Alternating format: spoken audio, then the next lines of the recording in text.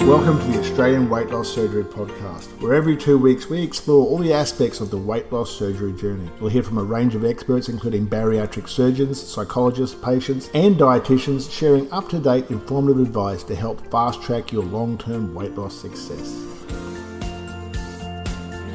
Welcome back to the Australian Weight Loss Surgery Podcast. My name's Jacqui Lewis. I'm the clinical nutritionist for BN Multi. Today's episode is more on behavioural change, and expert in that field is Dr. Lyn McCormack. Lyn understands how hard weight management can be because she has past lived experience with being overweight and imprisoned in the vicious cycle of excessive dieting and exercise. Lyn has developed attentive weight management process because, just like you, she's struggled, suffered and lost years of her life in the process of trying to manage her weight. Lyn has unlocked a 20-year-long prison or vicious cycle and has walked away. She became an accredited practicing dietitian and undertook a PhD to research the program to help others who are struggling to manage their eating behaviour. Please welcome Dr. Lyn McCormack. Thanks for your time today, Lyn. Yes, look, thank you very much, Jacqui. I really appreciate it. I always love the opportunity to talk about something that's very, very dear to my heart. So thank you. Yeah, and I think it's obviously past episodes of our podcast, we do cover a lot of behavioural change. We talk about, calories in and calories out and nutrition and all that sort of stuff. But I think at the seat of our message is also the importance of behavioural change and accessing different ways to help patients who have had weight loss surgery to overcome those changes as well. Now, you've done your PhD in such a topic. Can you tell me a little bit about that process? Sure. Look, the PhD was a wonderful opportunity. It's a very humbling experience, a PhD, definitely not for the faint-hearted. It took me to the wall and back, but I had a very good reason to keep going. So I got to the end, which was very exciting. But the PhD helped me to understand in greater detail. I looked at a model of temperament, which I'll talk a little bit more about in a moment. But I really wanted to understand how our temperaments were related to our overeating behaviour, because if it comes down to our temperament, then it really is true what they say. We can't run away from ourselves. So if our temperament's related to uncontrolled eating behaviour, then to me it just helps to normalise things, and it brings it back to, okay, so what do we actually need to do to manage? And the research that I did absolutely definitely showed me that yes, our temperaments are related to our eating behaviour. And most excitingly, my research showed me that there's absolutely a solution and a way to help people to manage. So I was very, very excited about my results. And so I guess, a lot of people say that's just who I am or that's just what I do. Are you saying your research has shown that that's all changeable and modifiable if you've got the right tools? Is that what you mean by that? Yes, look, absolutely. It's definitely modifiable. There is an aspect of our temperament that certainly is inherited, and that's the more emotional reactive part. And the research sort of indicates that we're born with that reactivity and we inherit it from our parents. And so to a certain extent, in terms of how emotionally responsive we are to the world around us, we will either be a little bit more anxious or a little bit more outgoing or a little bit more afraid or a little bit more, hey, let's just jump over here and see what's happening. And that's all fine. However, most excitingly, and especially for behaviour management, we're not at the mercy of those emotions. And that's where my work post-PhD, that's what I've been really focusing on. It's looking at another part of our temperament systems that can absolutely help us to manage that reactivity in our emotional natures, because a high level of reactivity and a limited capacity or a reduced capacity to manage that for lots of different reasons is absolutely linked to uncontrolled eating behaviour. So we've all heard the term neuroplasticity. It means that our brain is changeable. So we can actually work with an aspect of ourselves, our minds, to actually grow our capacity to change and really get our teeth into the life that we want, rather than continuing to be pushed around by our emotions. Sounds wonderful. And you've spent 4 years post your PhD mapping out a process that is built to help others. That must have been pretty exciting. It was exciting, and I jokingly call it my self-funded post-PhD fellowship. I haven't been attached to a university when I've been doing it, mainly because I really wanted to go at it from my own perspective. And absolutely, I've had a heck of a lot of fun looking into some wonderful evidence-based strategies that are out there. Lovely strategies in terms that they're never ever saying that a person is broken or there is something wrong with a person. They're very pragmatic, and they're going, okay, this is what we have. This is the moment now. We're not interested in what's been. We respect what's been. But even though what has been, how can we move forward in the best way forward with what we've got? And then, and I've just been so privileged because a client that I was struggling to help late last year actually inspired me to go seeking more information. And that led me to some wonderful research from a US addiction psychiatrist and habit change expert, Dr. Judd Brewer. And his work has been the icing on the cake for me in terms of just answering some final questions on how, with the model of temperament that I have, how do I best use the latest evidence-based strategies to really help my clients to move forward, no matter who they are, where they've come from, or what may have happened to them in their life. That's all absolutely respected and taken in consideration in session. But it's like, okay, now this is what we have. How do we move? How do we go? How do we use our past to create our future? And looking at, of course, honouring in that, but not living it. So it's changing the way that affects us to a more positive kind of trajectory, I suppose. Is that what you're saying? Absolutely. It's about transformational change at its best, because, I think it's a very inspiring thing that human beings want to change, because that's great. It means we're not sitting on our hands doing nothing. And that to me is extremely motivating. And that's the reason why I do what I do, because I want to help people who are stuck and they don't want to be stuck. So if you don't want to be stuck, it's my greatest joy to help my clients to move forward, because we all can. At the end of the day, there is still that X factor, and that's the person, and that's the knowledge that the person receives. It's the inspiration they receive. It's that awareness that all of a sudden just seems to come out of the blue, that lights their fire, gives them the spark, and it really helps them make that transformation. I sort of see myself as a bit of an alchemist, really. I love turning the lead of the past into the gold of the future. It's really cool. I love that. Yeah, and I've spoken with you off air as well, and I can hear how excited you are and how it's just, does light you up. And I think and even having that in practice with other people is, it's quite infectious to have someone who's right in your corner and who has the tools to give you that sort of path forward as well. So looking at, obviously when you're seeing your clients, what are some of the first words that new clients say when they sit down in front of you? Oh, gee, that's an easy one, because they say it so often. The most common one is, I know what to do, but I just can't do it. And another one that makes me a little bit sad is that, this one's a little bit more sad. I'm heavier now than when I went on my first diet. Yeah. And I hear that over and over and over again. And what do you think is there for those people that, what is it that's about humans that we know what we should be doing, but we're not doing it? Or, every Monday we say, this is it for me. I'm going to start this new health trajectory and I'm going to, start exercising and do all the right things. What is it that is stopping those habits forming in the first place? Well, what do you think is in the way of the behaviour change? Sure, absolutely. So first of all, I always come from the viewpoint there's absolutely nothing wrong with my clients. The reason why that they can't change their behaviour is actually really quite simple. They haven't been taught how to, and the difficult thing is, when people first come to me and they tell me their stories, something often out of their mouth is, I feel like a failure. And no, not a failure. And it would seem like a failure. I can understand that, because, you keep trying to do something, you can't achieve it. Well, what's wrong with me? There's absolutely nothing wrong with them. It's that when you view it from a temperament-informed approach, there's very good reasons why they can't do what they need to do. And it just comes down to the fact that they're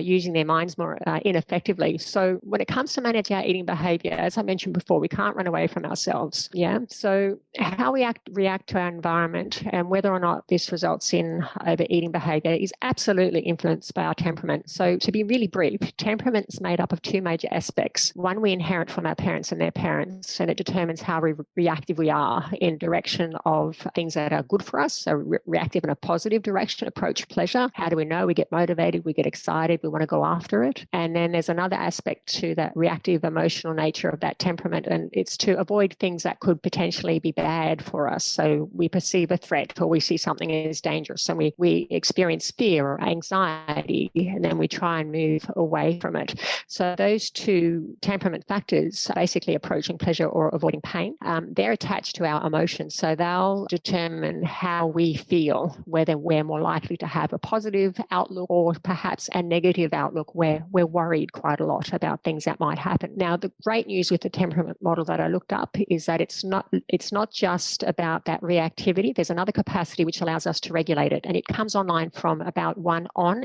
and just continues to develop right up into early adult. And this is also why teenagers struggle. Hey, there's all of those emotions, all of those hormones coming up, and they just don't know what to do with themselves, because that capacity to regulate, that's still developing as it interacts with life. So what my research showed me was that the more reactive we are and the less capacity that we have to regulate this, it's absolutely linked to uncontrolled eating behavior. So when it comes to the temperament eating behavior literature, absolutely high stress, anxiety, depression is often linked to uncontrolled eating. Positive emotions are also linked, and I do see some people who come to see me and they say, I eat when I'm sad, they eat when I'm happy, I just overeat, what's going on.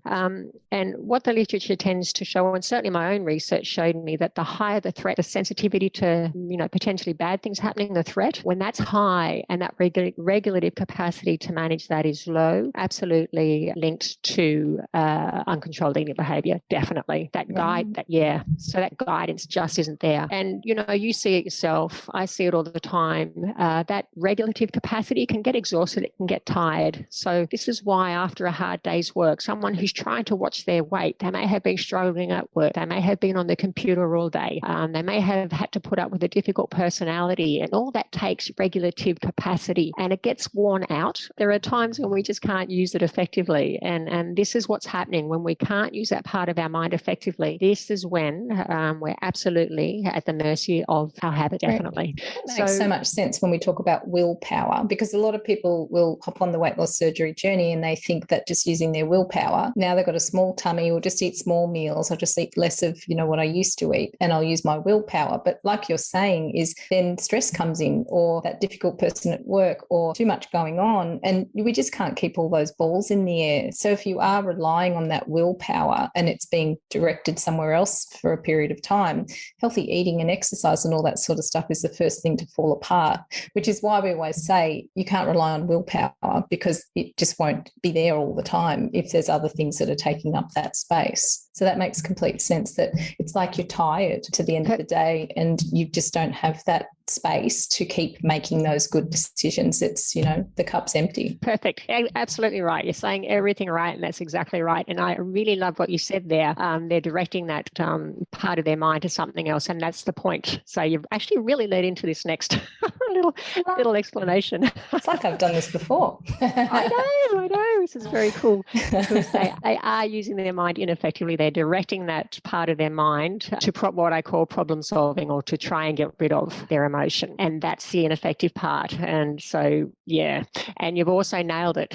They're tired. Why? Because when you use your mind ineffectively to manage your thoughts and feelings, that absolutely snaps the door shut on your vicious circle. And it's really insidious. It's horrible. It's nasty. It's easy to tell the difference too, though, regarding whether or not you're using your mind effectively or ineffectively. When you use your mind effectively, your motivation's high, you know what to do and you can do it. When you use your mind ineffectively, your motivation drops into your boots. You know what to do, but you just can't seem to do it. And the reason for this is that when you use your mind ineffectively, you become exhausted. So as a metaphor, ineffective use is like trying to hold back the waves in the ocean. It's exhausting. Much more effective, get on your surfboard and surf the waves. That's exhilarating. That's exactly right, isn't it? Yeah. Sounds pretty, it sounds so easy, doesn't it?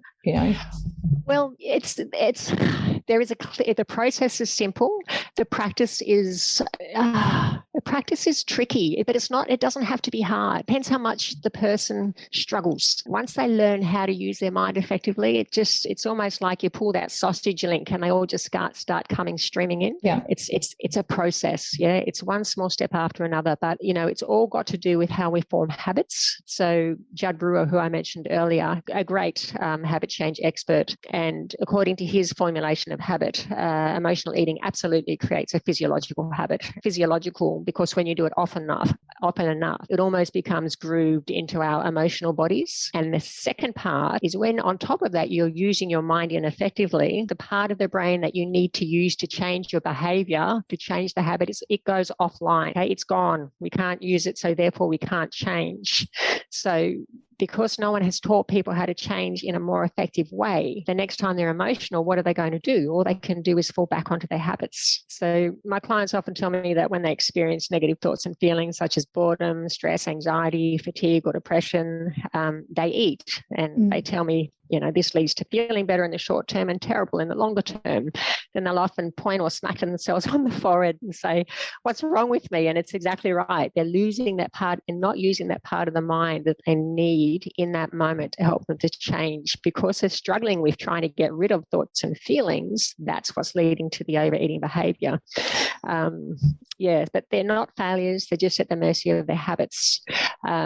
And it is a process. And, sometimes when it is really hard, we can do the simplest thing and not just buy the chocolate or don't buy the chips and just don't have it in the house.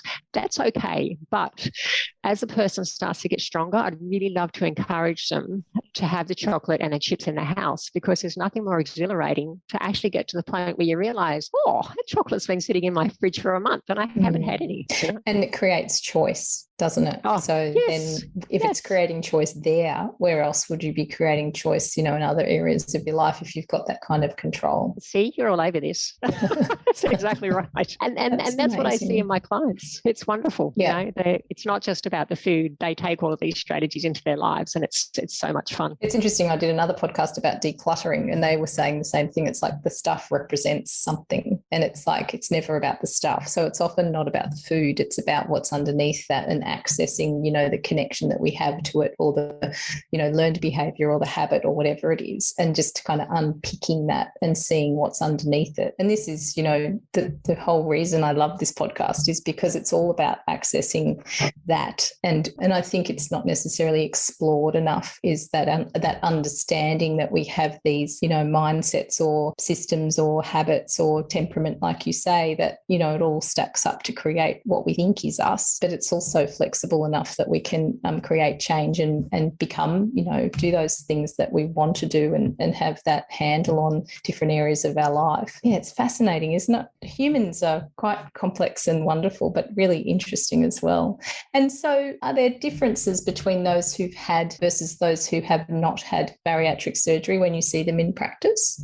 Yeah, look, that's a great question. Not really. And I'll clarify. So uncontrolled eating behaviours absolutely exist upon a continuum. So those who have had bariatric surgery may exhibit more extreme types of eating behaviour, but this doesn't always seem to be the case. So, for example, I have seen some individuals in my clinic who have had surgery, and I'll wonder why. For example, one lady who's recently turned up, she decided to have surgery. She did have a sleeve, and she wasn't successful with she had a band, wasn't successful with the band, and then decided to move to a sleeve. But in conversation with her struggle is yo-yo dieting, and she just became so sick of it that she decided to turn to surgery. And it makes me a little bit sad when I hear stories like that, because this type of behaviour can be changed with solid education and training in how to use one's mind more effectively. But regardless of surgery or not surgery, across the board, what I see is that the more reactive the individual from a temperament perspective, the more they will struggle. So that's that reactivity coming from those more emotional circuits, and then less capacity to manage it effectively. And the research absolutely supports that. So I'll just back up a sec. When I'm talking about uncontrolled eating behaviour, that any behaviour that's been looked at in the literature that describes a loss of control over food intake. So it can encompass terms like addiction, disinhibition, which is uncontrolled eating, eating purely for its rewarding effects, emotional eating, binge eating. At the lower end of the spectrum. So I said it's a continuum. Eating behavior can be viewed as passive overeating, where there's no impulsive or compulsive symptoms. And then it can move right up to the more opposite extreme, which is characterized by binge eating episodes and by severe episodes of loss of control over eating. But, I've seen these behaviors in both people who have had surgery and those who haven't had surgery. So, what's going on? If you look at temperament and we take the metaphor of an arm wrestle, so I've been trying to work out how I'm going to describe temperament and what's going on. And the arm wrestle is the best one. I'll be happy if your listeners have any other metaphors I'd like to send my way. But at the moment, let's look at it in terms of an arm wrestle. So if you imagine you're the part of your temperament that possesses a capacity to manage your mind, and your opponent represents your emotionally reactive temperament. Problem is that your opponent is the arm wrestling champion of the world, and you have not done a lot of arm wrestling. So the deal is, and this is where your willpower comes in, you can pit all of your strength against them. You can try really, really hard, but at some point, because they had trained harder than you have, they're going to be stronger and they will overpower you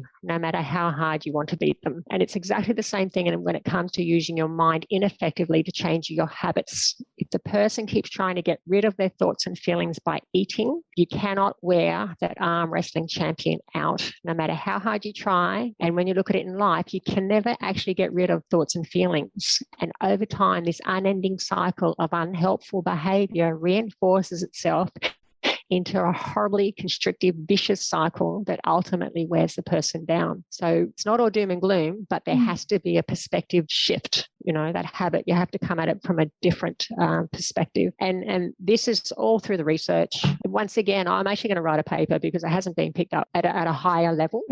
Everybody's aware there's the negative emotion. Everyone's aware. There's negative emotion. There's low levels of capacity to manage that. That comes across in bariatric clients. It comes across in clients who haven't had surgery. It's the same relationship.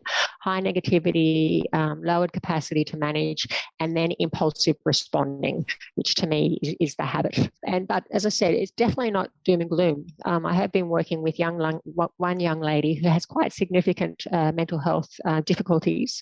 She also started with a band, then moved to a sleeve, and has a diagnosis of binge eating disorder. Her body mass index was close to 50. So she's at that high reactive end. Absolutely. She's at that high reactive end.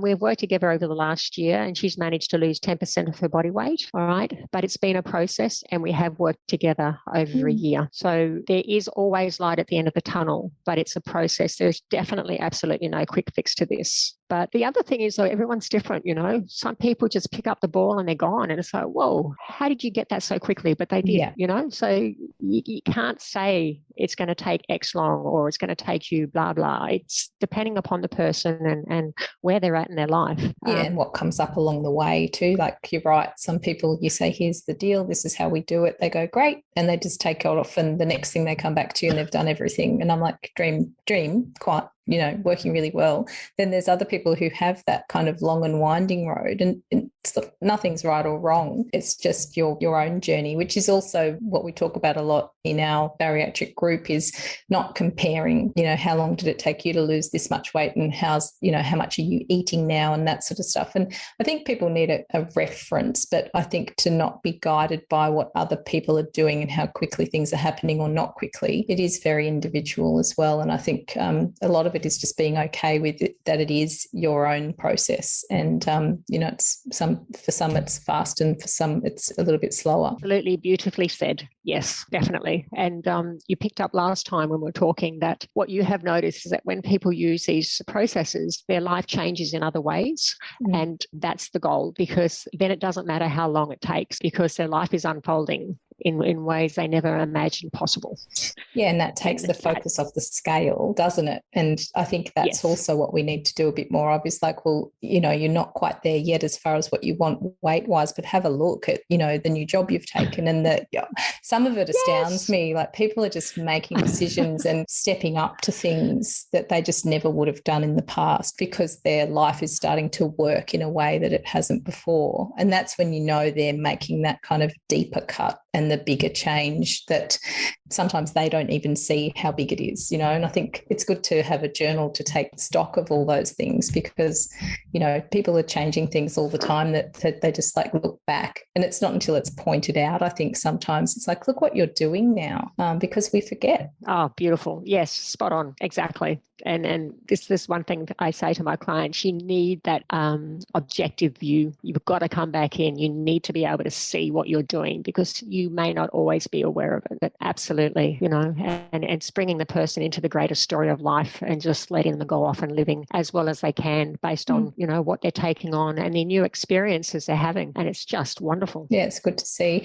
And so what's the nature of the vicious cycle of emotional eating? Sure. So the nature of the vicious cycle of emotional eating, in my opinion, the individual is struggling with the same process. Okay, so a Buddhist Lama once told me to be hard on the habit and soft on the person. They're lamas for a reason, aren't they? Yeah. Yes. And this is how I structure my sessions, with empathy and compassion. That's great. Yeah, because the difficulty is that the more reactive the individual, the more they'll get caught up in their habit loops, more confused and demoralized they become, which makes it harder and harder for them to succeed because they become exhausted by trying. So at the heart of it, the vicious circle, it's the individual's attempts to try to get rid of the thoughts and feelings that precede the eating behavior is the problem. So let me explain. So we seem to have a default mechanism to employ a problem-solving frame of mind to try and get rid of our emotion. And this is the ineffective use of our mind, because we cannot get rid of our thoughts, feelings, or memories. And there's a lovely actor trainer, acceptance and commitment training, Russ Harris. And I actually had the privilege to meet him once in some training, and I'd had a particularly rough night. I had my own stresses and things going on, and I hadn't slept very well. And it was morning tea time, and I said, there's no one else in the room. And I said, Russ. And he looked at me. I said, does it ever go away? He looked at me and I said, fear. I said, does it ever go away? And he just smiled and he said, no. And I said, look, I didn't think so. I just needed to hear it from you. Especially hearing it from him. Yes. So trying to get rid of stuff that makes it worse. And, it's intuitive and logical sense, and you can see it. You try and get rid of your emotions or thoughts and feelings. How? By eating. Excellent. You're happy for the short term and then unhappy for the long term. And it so clearly leads to more emotional eating. I sort of like to equate it to, why do we get so stuck in this? It's simple. It feels good. It's like scratching a mozzie bite or struggling in quicksand. Feels great for the short term, right? But it's the fastest way to an infection or the bottom of the sand pit, okay? But the reason why is because we're used to engaging a problem-solving mind, because we use it so often in our external world. And what I mean is, it's raining outside, you go outside, I don't want to get wet. So you get an umbrella, you put it up, excellent, problem solved. And because it's so simple, we try and turn that process onto our thoughts and feelings, but it just doesn't work. And, this is the nature of the vicious cycle. Judd Brewer puts his habits so simply. I just love the way he does it. He looks at emotional eating as a habit because there's a trigger, a thought or a feeling, a behavior, eating, which is then rewarded. It's the dopamine hit, the endorphins from the sugar, salt, and fat from highly palatable foods. They're rewarding. As soon as you have a trigger behavior response or a reward, boom, you got a habit. That's just physiology. All right. And you can't escape that. And the problem is the short-term win of the positive feeling reinforces the sneaky habit. And then the long-term loss of the negative feeling that you get after you wake up and realize what you've done continues to feed it. And so this is why employing a problem-solving mindset to get rid of thoughts and feelings can never, ever work. And, I sort of have fun with my client. And when they say, I'm eating because of this or because of that, I'll say, well, how old is that? How old's that story? And I say, it's years old. Yeah. And I said, has it worked yet? And they go, no, but it's my story and I'm sticking to it. It's like the New Year's resolution, isn't it? Yes, absolutely. It's like, I'll just bang my head against the same wall again, because January 1's come around and here I am. I'm not happy with what happened last year, but I'll try it again this year. So this is the year, but the same old plan is put in place that didn't work last year. So it's working out underneath that kind of what needs to change to, actually be fruitful. Correct. Yes. And so there's a vicious cycle. Do you have a solution? Because I'm all ears too. Mean if I came on here with that one, wouldn't it? It would be, wouldn't it? It would be a bit mean. Yes. Here's the moment we've been waiting for, the answer. What's the solution? Yeah, drum roll. Thank you. Yes, there is a solution, and there's actually a number of solutions. So the solution I'm going to present here is really the first step. Depends upon the severity of the habit and the behaviour and the context and the reactivity. But I'll certainly give you or give your audience a strategy they can take away with them. It's a part of the process, just so that they can see when they employ it. Oh, isn't that interesting? Something different happened. But when there's greater depths of emotional eating, other strategies will need to be employed, but they're all targeting the same thing. They're just supporting from a slightly deeper perspective. So it's a continuum again. One's at the lower end to help, and then you need to employ other strategies, just depending upon the client and what's going on. Yep. So the solution is to learn how to use your mind more effectively. Ta-da! There you go. We can all go home now. No. So we've gone from an ineffective to effective use of mind. And the effective use of mind is seriously to engage your mind to become present in the moment instead. Okay. So it sounds trite, but it's not. It's hard to become present. But when you are present, you get to stop and consider what's the big picture. You get to step away from your thoughts and feelings for a moment. And then as a result, you can see the whole forest instead of being stuck amongst the trees. You get to give yourself some space to reflect. And in this space, you have the opportunity to consider an alternative solution. From a neuroscience perspective, everything just settles down. You give your brain time to come back online and to remember, what am I actually trying to achieve here? Okay. Because when we're too attached to those negative thoughts or feelings, they're driving us almost like a cat on a hot tin roof. Jump here or jump there.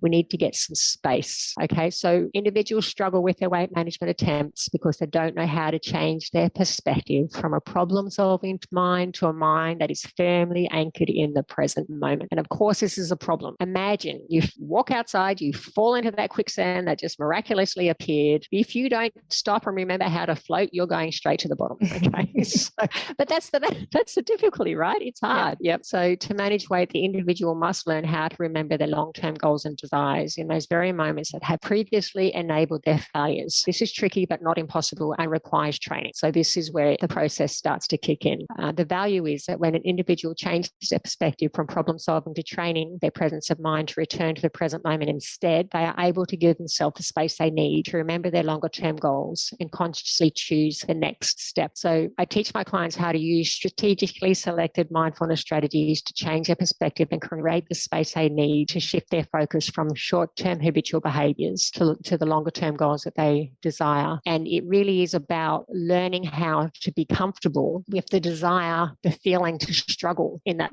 pit of quicksand. And even though you want to struggle, it's learning how to float instead. Okay. But this is why habit change can be so tricky, because it feels so right to struggle and so wrong to float. So this metaphor paints a good picture, but let's draw a little closer to home. There's no quicksand in Australia.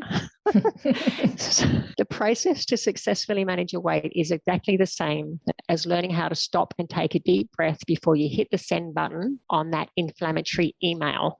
Oh, we can relate to that. I thought you could. Good work. Yeah. I thought you could. Because there's no rewind, is there? No.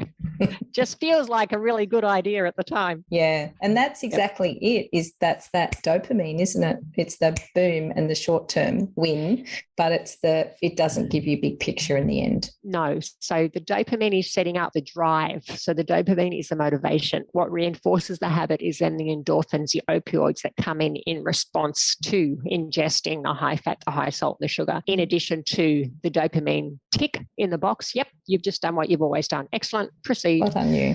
Yep, good on you. Do it again. Yeah. Yeah.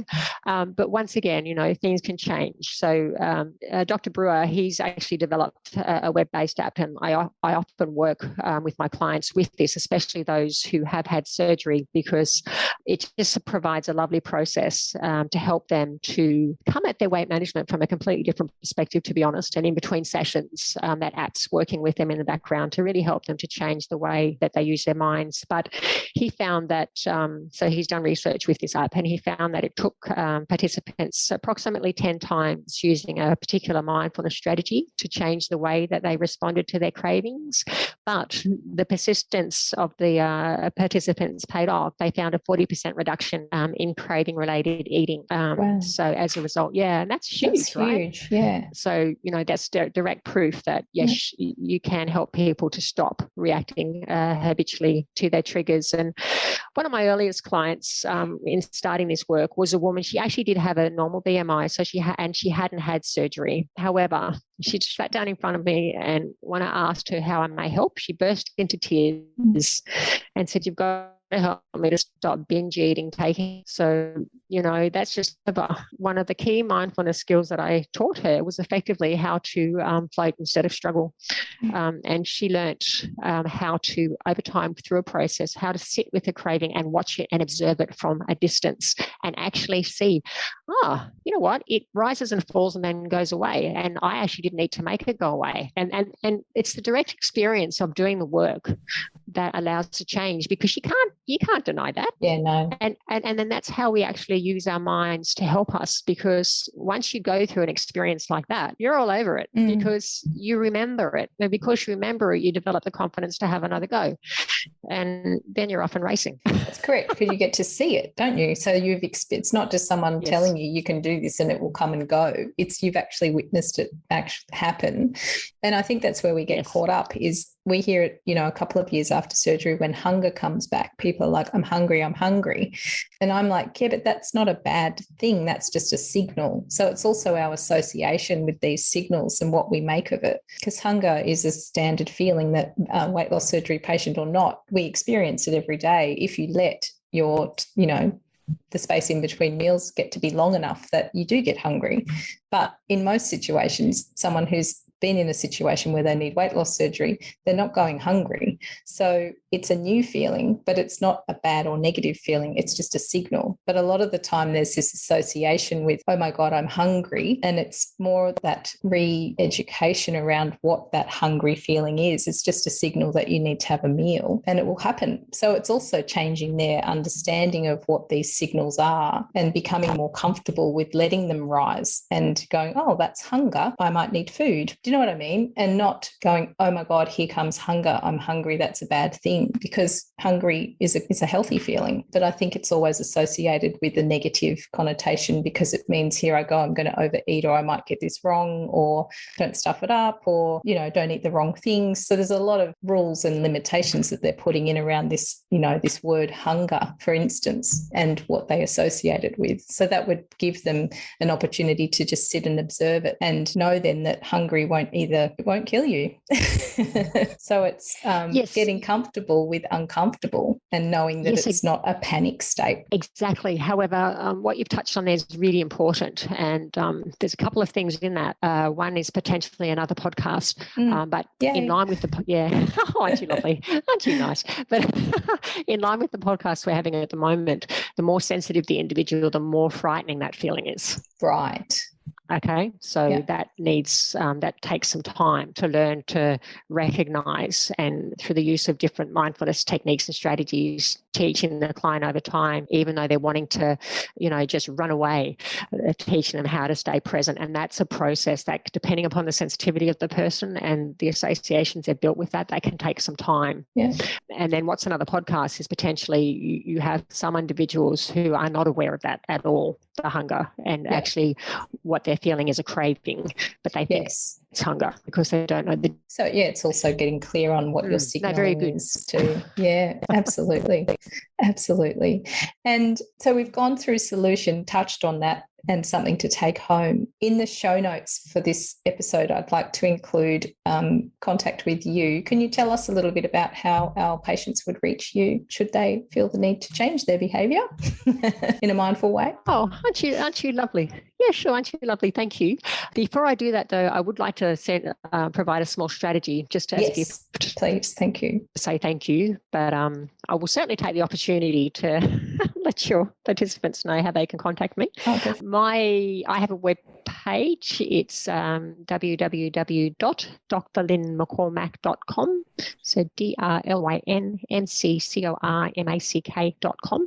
And I'm actually in the process of organising some group sessions. There'll be no greater than 10 for individuals who would like to work with that app.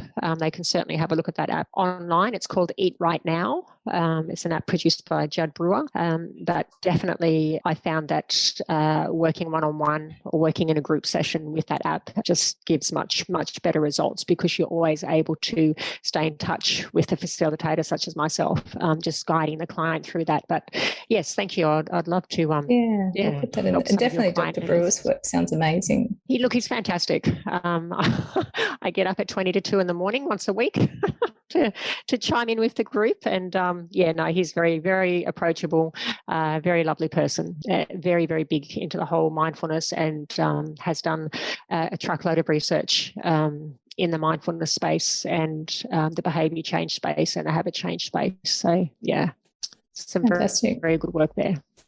Yeah, and bringing together all of that in one package, like you say, is very fruitful to have that support as well as technology working together. Yes, absolutely, very beneficial.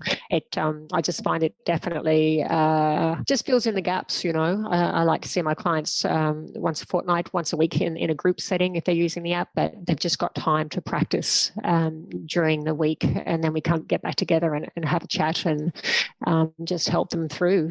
What have you found, and normalizing things. And because they're in a group, they get to hear other stories and realize, someone else is struggling in the same area, or someone else has got through something that I didn't know that I could. And it's just lovely. Yeah, that's fantastic. Thank you.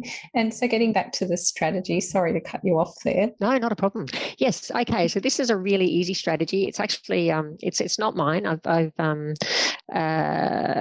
used it. I've taken it from acceptance and commitment training. It's a very simple strategy, but it just ties in so well with starting to helping clients to realize, well, what mind are you using? Are you about to reinforce your use of your problem-solving mind, or are you actually using your presence of mind? So just remembering that when you use your problem-solving mind, you're going to reinforce a habit loop.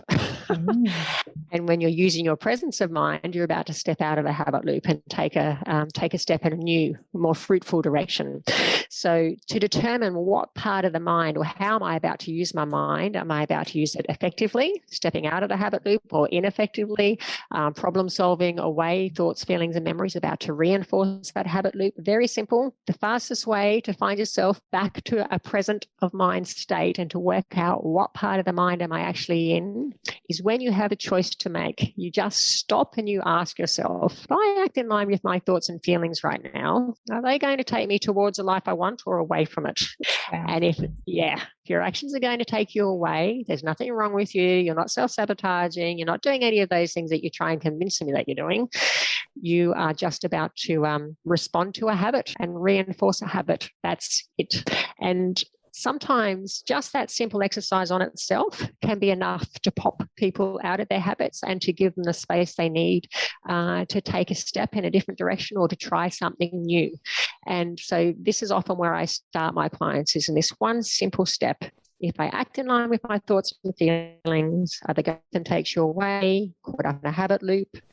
If acting in line with them takes you towards, you actually have retained sufficient presence of mind to remember everything that you want, and you realize you weighed up the pros and cons in an instant. You've gone, no, I need to go in another direction and take that step. Now, there's the strategy when they do that, okay? So this is just the tip of the iceberg. It's a simple strategy to use, easier to use when you're not overreactive. As the reactivity goes up, it can be harder to use it, and that's when other strategies have to come in. But this is a nice place to start. It gives you that chance to make a choice. I read a great book, and I'm trying to think of the name of it. I think it was Atomic Habits. It's one of my favorite ones with James Clear. And he was talking about a woman who'd lost 40 kilograms, and the way she did it was just by saying to herself every time she was making a decision about something, is this what a healthy person does? So everything she did, she was like, how would a healthy person do this? how would a healthy person get to work? How would a healthy person, I don't know, go shopping? Or and just by asking that question, it gave her the chance to think about healthy people she knew and how they do it. So she started, getting off the bus one stop earlier because that's what a healthy person would do. So it also takes it out of what do I do? Do you know what I mean? And into what does a healthy person do? Because that's where I'm headed. So it's it also sets you up to, fulfill that bigger goal.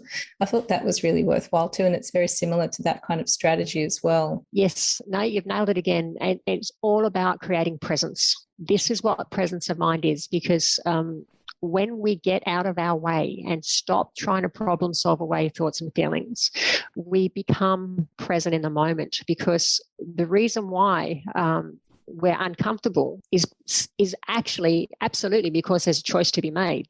If there was no choice, you'd be doing business as usual. You wouldn't even notice that something had come up. But precisely because we have a choice, that is experienced in the brain as conflict. And if you're sensitive, that conflict is aversive. That's the problem. So every choice is uncomfortable. And this is why it's so important to stop trying to get rid of that discomfort, because if the person keeps trying to get rid of that discomfort at their choice point, they're never going to go forwards. Yeah, that's a good point. And I think it's part of growth, isn't it? That it's not always pretty well, or comfortable. It's physiological. Because if you put it into perspective, a choice means something new has to be done. And if you've never done it before, you need to pay attention. And that's why anxiety is produced. Anxiety is just a signal to stop and pay attention. But because we're human and we've decided we don't like it and we try and get rid of it, that's where all the problems come in. That's interesting. So it's more our association. You have to pay attention. With it. Absolutely. Yes. Yeah. And they also talk about that. It's like anxiety from a physiological point of view has the same chemical makeup as excitement. And it's like, well, which one is it? Yes. So you have to work out whether standing up at the top of the bungee bridge, just about to jump off, are you anxious or are you just exhilarated and excited about what you're going to do next? So we do need to have a look at, and it goes back to what we were told when we were very little or whatever, the different beliefs we take on. But often you can mistake that anxiety for, anticipation, or it could be a positive. And it depends on, our outlook on it, I suppose, and just having the moment to make the choice around what is that feeling and what does it represent? And is that correct? Yes, and can that's I change exactly it? Right. Yes. Yes. Just a cascade then, isn't it? Yes. That's exactly right.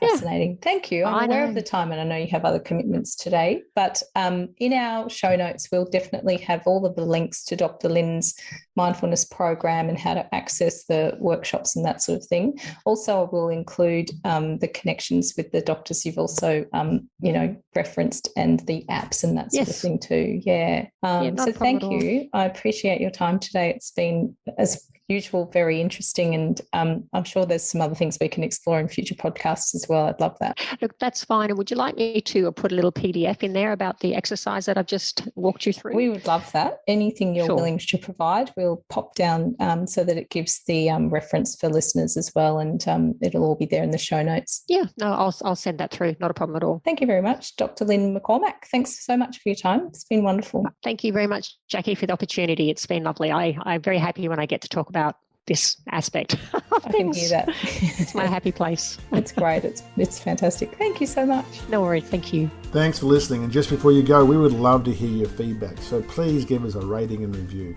For other interesting topics of conversation and inspiration, come and drop into our Facebook community at BN Bariatric. If you've enjoyed our podcast, we hope you will share on your Facebook or Instagram and hit subscribe so you'll never miss an episode.